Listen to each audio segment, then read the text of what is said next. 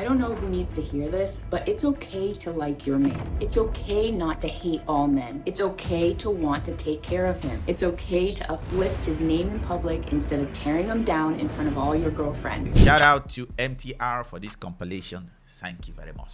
Let's go. Okay, this is a PSA for modern women out here. Okay. Y'all, stop arguing with that man and being combative because he checking you on things that need to be corrected. That's what a man's supposed to do. That's what a man does when he actually cares about you and wants you to be in his life and is serious about you. He don't play about you. I love the reframing. Stop looking at it as a attack and become defensive and then want to become combative and then want to start deflecting. Yep, moving the goalpost. I'm just here to tell y'all that if a man corrects you, it's because he actually really bang with you, right? This is a fact. If he's not correcting you, you should be very concerned. Yeah. If he's just letting you do whatever you want to do, he don't like you like that. So I'm going to be the woman to tell you, let that man correct you in peace. Stop arguing with that man and being combative with that man. And anytime you want to argue and be combative, I just want you to take your hand and pop yourself just like that. All right? If you want to see MTR's own commentary, go and check it out. I'll be leaving the video in the description below. Well, you guys are getting my own boring commentary today. Yeah, there comes a time where a man will reach in his relationship will be like, what's the point of talking? She will always want to have her way. Let me just keep quiet. You will never want to have a man reach that particular situation because whatever you say, he will agree with you, but you will not enjoy yourself again. So if you want to get to that horrible state of a relationship, you better listen to him. You do not ignore what he's saying, because when he says something and all of a sudden it becomes an issue, no matter how reasonable what he's saying is, the man will just lock up and be like, okay, have it your way. And I bet you will hate that man. So there's no need to fight that and just try to work with him and move on. And again, for a lady to be able to reflect on this and be like, should I get angry? Should I not get angry? Should I give him grace? And be aware that you might have that inclination to want to start a fight and hold yourself. That is a priceless ability for a lady to have. So always try your best to reflect and give him grace. Give him the best scenario. How will I put it? Think the best out of him. And most times you will not cause an issue. Always think the best. Ladies, stop being so hard-headed at times when your man is trying to tell you things. Like, at times we think that a man is controlling us when he's trying to tell us something because he can see something better than we can. For instance, if you're enjoying this video, please leave me a like, share the video if you are enjoying it so far, and subscribe. We need your support. It's small for you, but it's a huge thing for us. Just a button away. Click it. Your man will tell you, hey, stop arguing with them people. Stop communicating with them people. Stop talking to them, because he looks at you on a higher level. The problem is that they're nothing compared to you. So when he's trying to tell you things like, oh, stop doing this and stop doing that, it's not because he's controlling you. It's because he looks at you like, man, you up here and they're down here. Like, they don't even compare to you. So as women, we have to take a step back and say, maybe my man is right. Like, maybe he does see something that I can't see, because I'll be completely honest, men have a much better perspective of things than women do. Men know when something is bullshit immediately, and we as women, we can't catch that. So take a step back. Listen to your man. It's okay. If we like you, we protect you. Even if you hate the fact that we want to protect you, we protect you. That's our own nature. That protection might come in the form of correcting you. So it is still required of you to think the best out of the man you have. Why is he doing this? Is it love? If it's love, don't fight it. If you fight it, you will lose him. We value you. That's why we are even giving our 2 cents. If we don't value you, we don't say anything. We just move on. Okay.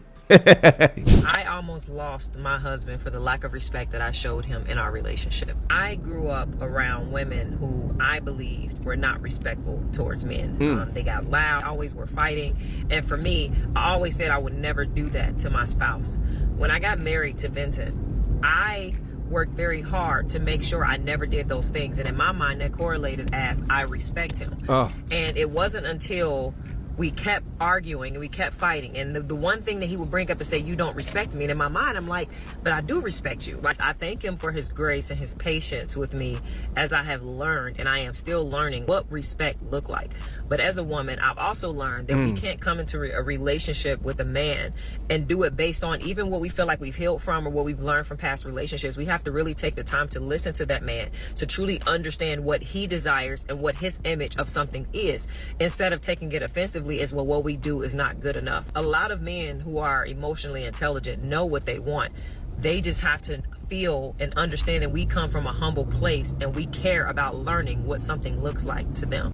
And if that man truly sees you as his purpose partner, he will be empathetic to the skills that you have not yet attained, and he will help cultivate you and grow into the woman that you and he desires. Peep the accountability here, all right? And it's growth through accountability, right? She grew up around disrespectful, demon serpent tongue-like women, watched them treat men in and around her life disrespectfully and said, I don't want to do that. She accumulated what she thought respect was and then took that into her relationship, took that into her marriage without a formal understanding of how to truly respect a man. But she's right though. Respect can show up varied ways. There's some objective ways to respect a man, but then every man is going to have some subjective ways depending upon who they are. But objectively, you can't go wrong with keeping feminine, keeping your body right, nourishing our bodies, and keeping it peaceful. All of those accumulate respect. Most women don't understand that allowing yourself to gain 20, 30, 40 pounds, and I'm not talking about during a pregnancy, but just in general, is seen by most masculine men as a sign of disrespect. How am I gonna be working this hard in my place of business, day in and day out, to be able to support this entire family while you get lazy with the upkeep of your own body? When a man puts all the work in to make sure that you are okay, he's looking after his own self, looking after his own home, dying, and he just sees you not doing anything. It's like, am I a joke to you? Am I a joke to you? What are you? Yeah, it's always important that you both are able to talk to each other without it being an issue. If every conversation leads to a fight and diversion and be like, I need to tell you something, be like, XYZ is not in the right place, and be like, so you didn't see A to Z that is in the right place? Like, I'm not saying A to Z is not in the right place. I'm just talking about X, Y, and Z. Let's just walk towards help making sure X, Y, and Z is fixed. Be like, I fight you. You don't appreciate me. Okay, whenever anything spoils again, or whenever anything is bad, I will not tell you. Why won't you tell me? Don't you see I'm listening? Like, okay, let's move on. Let's move on. So if your husband tells you, I feel like you don't appreciate me, I feel like nothing that I do is ever good enough, and you say, what? You don't feel appreciated? Well, I clean the dishes, and every day I come home and I have to deal with the laundry, and I'm cleaning up after everybody, and then not to mention I have to cook 3 meals, and then I have to pick the kids up, and then I have to do this. Deflection. You're wrong. You're wrong, girl. And it's not that what you're saying is not valid. It's not that what you're saying should not be addressed. But we have to stop making it a habit of when our husband comes to us with his grievances or with his feelings, his emotions, and the things that he needs to lay out, we immediately deflect and we make it about us, and that's wrong. If you want to see FTR's full commentary, please go and watch his video. I'll try my best to skip his commentary. Please go watch his video. All right. It's wrong, because then what happens, or what he's expected to do, is to put what he started this conversation with, mind you. It goes somewhere else. He started the conversation and he said what he needed to say, and then we now are putting him in a position where he has to put his stuff on the shelf. Yeah. While we unpack deal with our deflection, and while we unpack what now is suddenly a front seat, even though we hadn't said those things before. So it's not to say that those things are wrong. It's not to say that your feelings are invalid. It's not to say that your feelings shouldn't be discussed. But what has happened there is that you took your comprehension and you threw it out the window. Okay? And what you did was you jumped to, oh, he said that he don't feel unappreciated. Let's play a game. And instead of listening to what he said, he just said, I feel unappreciated. He didn't say, I don't value you for doing the things that you do. He didn't say you're not doing enough.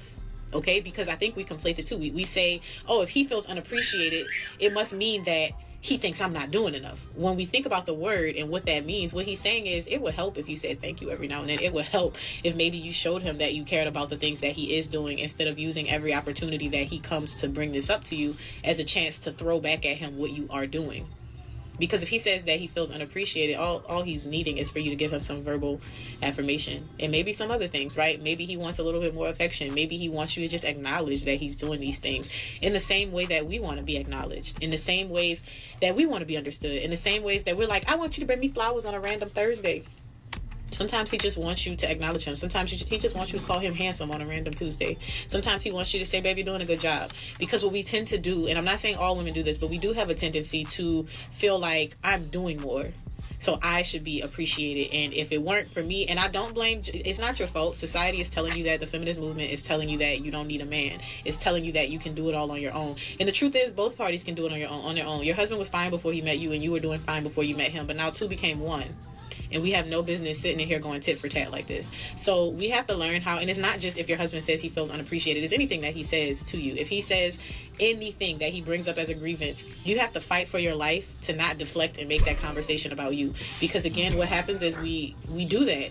We do it repeatedly, and then we find ourselves saying, he doesn't tell me anything. He never talks to me. Because then when things do happen, the man has to make the bargaining of, do I address this right now and deal with the bullshit that's going to come after it when all I want is peace? Or do I just ignore it, achieve the peace, knowing that the peace is only going to be short term until it happens again? And historically, men have done too good of a job of prioritizing short-term peace over long-term peace. If whenever she has a problem with me, I have to fix it. And whenever I have a problem with her, I have to fix it. Why do you think I will bring more pressure upon myself? Because there is always a reason for everything to still fall back on me as a man. It is tedious. Oh, honey, there's this problem. We need to fix it. Okay, let's fix it. Me, I come to you, honey, there's this problem. Let's fix it. Are you saying I'm not enough? How did we get from fixing to not enough? You see why guys don't want to die early. And as MTR said, some guys will just pick the opportunity to not get too much problem in the short term. And these things, they pile up. They reach a stage where you think you guys communicate a lot, but in reality, you do not. Because his own aspect of communication has been ignored while yours has been listened to. He has communicated, but he has been rejected. But you've communicated and everything has gone your own way. Your marriage or your relationship is dying because it is all about you. I was the type of woman that was stuck in my ways, right? Same type of arguments, same type of guys. They wasn't expressing themselves to me during conversations, thinking they all on BS or playing games. They wasn't fighting for my attention. They barely did things I needed or wanted, right? And then I realized, is it all men ain't shit? Or am I being the same woman to different men? And not only that, how can a man lead me or his love grow for me if I'm not willing to change? Now, before y'all say I'm not changing for nobody, hear me out right quick, okay? When I started speaking softer with less attitude, it changed the way men communicate with me. When I started... Thank you! Thank you! Thank you very, very, very much. Listening and showing more respect, they wanted more of my attention. When I started showing appreciation, it motivated them to want to do more things for me. And another thing, when our man want us to do certain things or follow his rules, us and our homegirls be saying he doing too much or he controlling. He's narcissistic. I had to learn the difference between a man that's trying to control me and a man that's trying to provide me with structure by providing leadership, financial responsibilities, reassurances, chivalry, faithfulness, and adding comfort to my femininity. Yeah. So if he's displaying all those actions for me in exchange for my reaction to be submissive, then change is okay. Unpopular opinion. A lot of women are not as emotionally mature as they claim to be, or that they've convinced you that they are.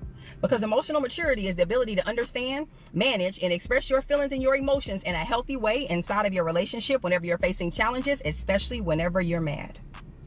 And whenever most women get upset, the only feeling that they know how to express in that moment is anger. Self-awareness leaves the building. Self-regulation is gone. Empathy is not there. Accountability never even enters at all. We ain't gonna even mention that word. That's gonna make them a little bit madder, and they no longer know how to communicate in a healthy manner. But they're emotionally mature. But that's not something that can just come and go. Because when you're emotionally mature, you're very mindful of your emotions and you're mature enough to handle them. Think about it. I remember when I was still struggling with anger, because I used to think I was someone who the anger is not something that had a hold on me until when God blessed me with a co-founder. I started a company with a lady. Man, she brought out anger in me that in a way it's not her responsibility for me to deal with. But then what did I do after I noticed that, oof, dude, you have anger? I walk out. Because instead of pouring all that anger on her, I just walk out. So she triggered me by doing something that I kept telling her for a particular thing. She didn't do it on purpose, but she kept on doing it. It's like a pattern that repeats itself. It was on purpose, so I don't want to put that on her. But she kept on doing it, and I told her that, please don't do this thing. It triggers me. But whether it triggers me or not, it is not for me to pour whatever frustration or anger on her. I have to deal with that myself. It's unfair for me to explode on somebody because they did something that I knew for a fact triggers me. The question is, what am I doing to stop myself from being controlled by my emotion? So I walk out. When I vent, I come back and I apologize for walking out. I'm sorry for walking out, but you just did that thing that I told you not to do. So that really helped me to take responsibility of my own immaturity until it reached a stage where I could actually forgive more and bear that emotion. So it's the same thing for every single person, especially ladies. This is somebody you said for better, for worse too. You're supposed to handle your emotions. Your respect to that man doesn't go away because you are feeling angry at him, or you are sad, or you are whatever state you are. The same way, no matter what you do to him, he is not authorized to slap you unprovoked. He's not even supposed to hit you if he's not defending himself. So nobody should have any excuse that, oh, it was because I felt this way, that's why I abused you. No, you deal with your emotions yourself. If you truly claim you are emotionally matured, and if you say, nah, that's not me, I can't be that matured, then stop calling yourself emotionally matured. Emotionally matured, rather. You are not. Moving on. You know, a big issue I see with a lot of women, especially women who say they want to be wives. As a matter of fact, I'm only speaking to women who say they want to be wives. So if you do not want to be a wife, if you want to be a hot girl for the rest of your life, baby, you can keep on scrolling. Okay? But see, these type of women, y'all are not teachable. Especially when it comes to love and relationships, especially when it comes to listening to a man. Y'all are not teachable. And hey, Nicole, why do you say that? Because I am a life coach. I am certified in love and relationships, finances, and self-development. I have been doing so for close to a decade. Baby, when I said I have seen it all and I have heard it all, please believe me. And I want to be very clear. When I say that you're unwilling to listen to a man, I'm not talking about a random man. I'm not talking about a man on these podcasts with the mics. I'm talking about the man that you say that you want to be with. I'm talking about the man that you're spending time with. I'm talking about the man that you are opening your legs for. Y'all don't want to listen to him, right? Because you're not going to listen to no man, and no man can't tell you what to do. Okay. No problem. Because it bewilders me that you are willing to give yourself to someone, that you are willing to give your body to someone, that you are willing to exchange bodily fluids with someone who, if he says to you, baby, you know what? Can you cook dinner for me tonight and I like my dinner cooked like this? You're going to have a problem with it.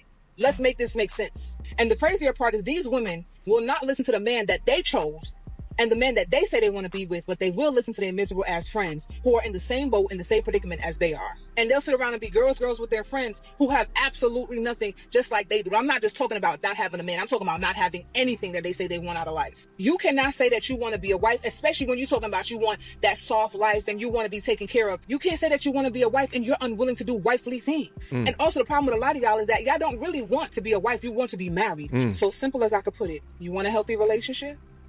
You want a good man? You want happiness? Find you a leader, first and foremost, because some of y'all be picking the men from the bottom of the barrel, okay? And two, be teachable.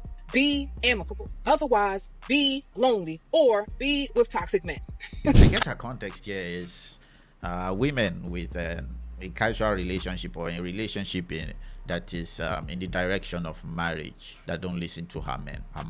Number one, you should not be having premarital sex. But if premarital sex is something that is okay for you, how come listening to him or taking any form of direction from him will be something that is a no-go area for you? It doesn't make any sense. If you truly are a wife to be, you should be submissive before marriage. If it's something that's hard for you, you need to go learn it. Again, I'm not saying you should submit towards sin. Don't go and submit. He says, I want to have sex, and you open your legs, and you start having sex. No, that boundary cannot be crossed until a covenant is made. I don't know who needs to hear this, but it's okay to like your man. It's okay not to hate all men. It's okay to want to take care of him. It's okay to do nice things for him. It's okay to uplift his name in public instead of tearing him down in front of all your girlfriends. It's okay to be obsessed with him. It's okay to want to be around him 24/7. It's okay to want to treat him with respect. It's okay that you don't nag him and mother him and just treat him like a wife. Just be prepared to be called anti-women, a pick-me, and misogynistic for having a healthy relationship and loving your future husband. Okay, so thanks for watching, everyone. I skipped a lot of things that MTR said, very insightful things. I skipped them on purpose because number one, I don't want to be influenced by what he's saying, and number two, I want you guys also to go and pay respect to the MTR guy. I don't know his real name. I think he did a very good job to keep his name off the internet, but I think some people do know. I think his members do know. But thanks again for MTR for the compilation, and I hope you guys and gals will take this message message that we've given you to heart. Don't ignore them. Don't despise them. And I hope your relationships will do well if both of you start giving more charity towards one another. Until the next one, I will see you guys and gals next time. Bye-bye.